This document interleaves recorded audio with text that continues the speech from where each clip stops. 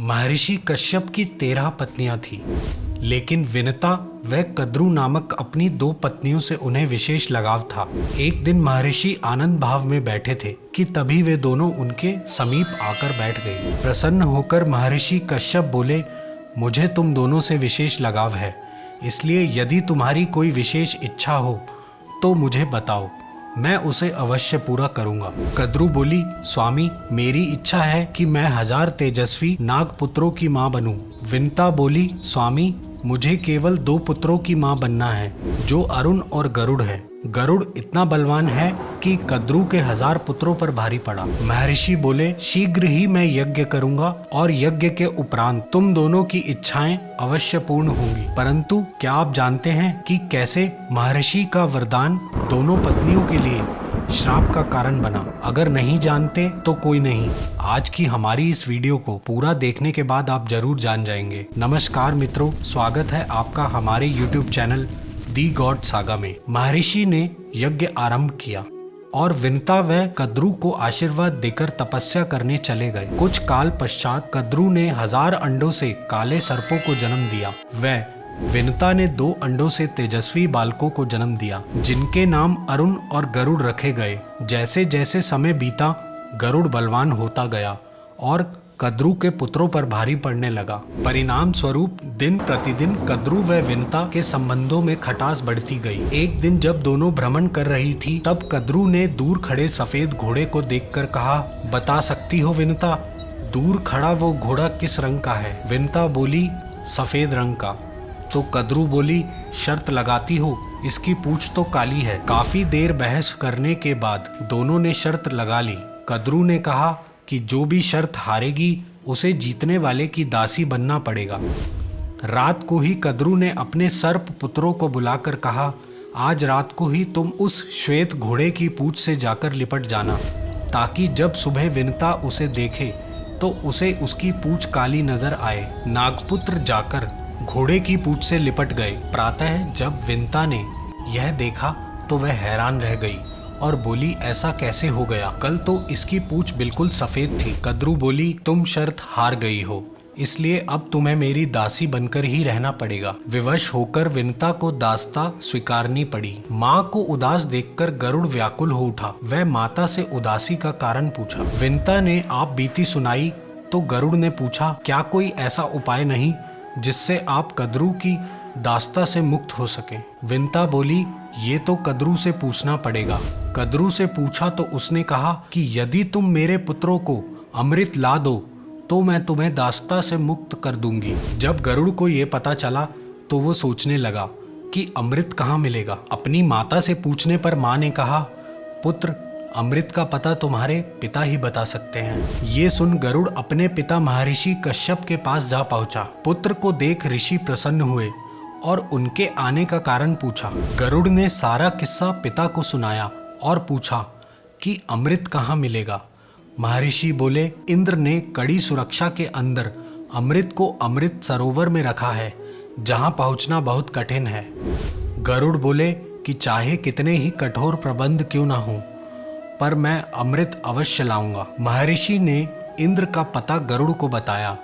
तब गरुड़ बोले, पिताजी, मुझे भूख बहुत लगती है, इस लंबे मार्ग पे मैं क्या खाकर अपना पेट भरूं? महर्षि बोले, रास्ते में सागर किनारे तुम्हें निषादों की बस्तियां मिलेंगी। ये निषाद पतित हैं और असुरों सा आचरण करते हैं, तुम इन्हें खाके अपनी भूख मिटाना। गरुड़ बोले, यदि उसके बाद भी भूख शांत ना हो तो महर्षि बोले, सरोवर के अंदर एक विशाल कछुआ और साथ के वन में एक भयंकर हाथी रहता है। दोनों आसुरी प्रवृत्ति के हैं, तुम उन्हें भी खा सकते हो। पिता का आदेश पा गरुड़ अमृत सरोवर की ओर उड़ चले। मार्ग में निषादों को खाकर भूख मिटाई।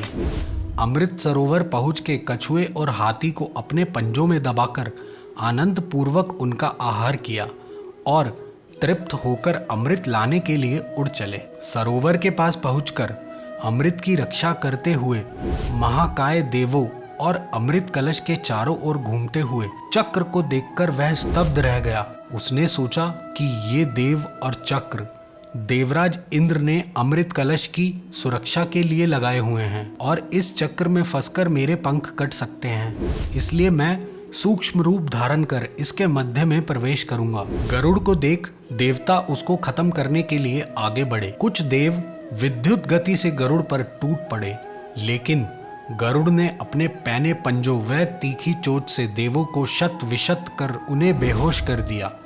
गरुड़ ने अमृत कलश अपने पंजों में दबाया और वापस उड़ चला।